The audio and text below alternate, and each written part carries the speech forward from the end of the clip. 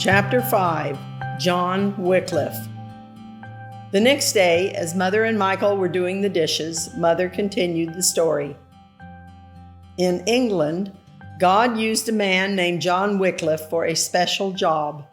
Wycliffe lived during the time when Edward III was King of England, about 650 years ago. He had been educated at the university in England and had always been a serious Bible student. Later, he was the chaplain to the King of England.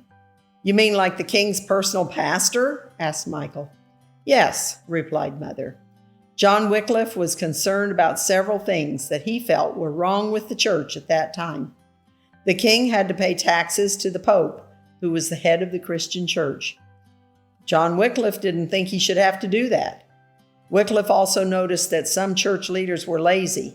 They went around getting money from the people, but they didn't work for a living and they didn't help the people who gave them money. Wycliffe called them greedy. He said it wasn't fair that they got rich while the sick and the poor had nothing. If Jesus was their example, then they should be helping people, not taking away their money. "I bet the church leaders didn't like John Wycliffe at all," said Michael. "You're quite right," said Mother. "They were happy when the king sent him as an ambassador to the Netherlands." "Is that Holland?" asked Michael. "Yes," said Mother. Wycliffe was in Holland for 2 years, but after 2 years he came back. Soon the church leaders tried to take him to court for heresy. "What's heresy?"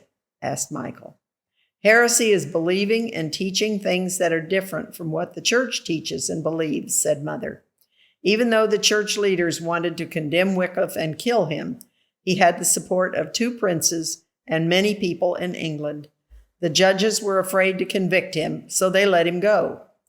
Wycliffe organized missionaries and sent them all through England to teach about Jesus. In Oxford, where Oxford University is, Wycliffe became known as the Gospel Doctor.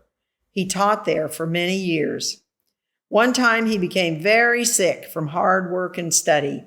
The church leaders were excited. They came and told him he was dying. They asked him if he wanted to admit now that he was wrong about what he believed and taught. He said, "I shall not die, but live." He still had work to do for God, and he did live. He got better, much to everyone's surprise. God kept John Wycliffe alive because he had another special job to do. Remember, Michael, that we talked about ordinary people back then not having Bibles to read. The few Bibles that existed were in Latin. Michael interrupted. "Did the people in England speak Latin?" "Only the educated people," said Mother. "All over Europe, educated people learned Latin so they could talk together and study the same books." "Neat," said Michael. "Bibles were handwritten," Mother continued, because printing hadn't been invented in Europe at that time. "And they were chained to the wall or desks in churches because they were so valuable." John Wycliffe prepared the first Bible translation in English. It had to be handwritten too, so he had several other people make more handwritten copies. This was very slow and expensive. The hand-copied scriptures were hard to come by, so they were split up into small parts and passed out to many families. John Wycliffe wanted every family in England to have the Bible in English so they could learn that their salvation was through Christ alone.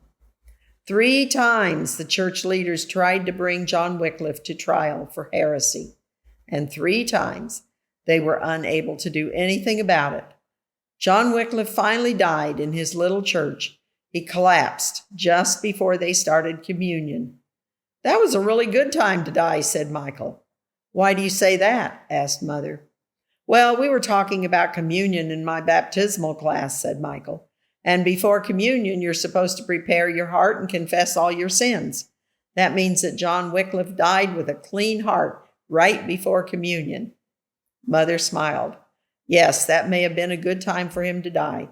But if we love Jesus and have invited him into our heart, we know that he is with us all the time. Whenever we die, we don't have to worry if Jesus is in our heart." "I'm really glad that John Wycliffe didn't die the first time he was so sick," said Michael.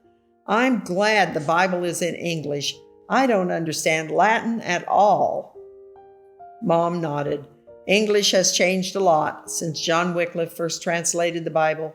You probably wouldn't understand his translation either, but I'm glad we have the Bible in the language we speak today so that we can read and study for ourselves."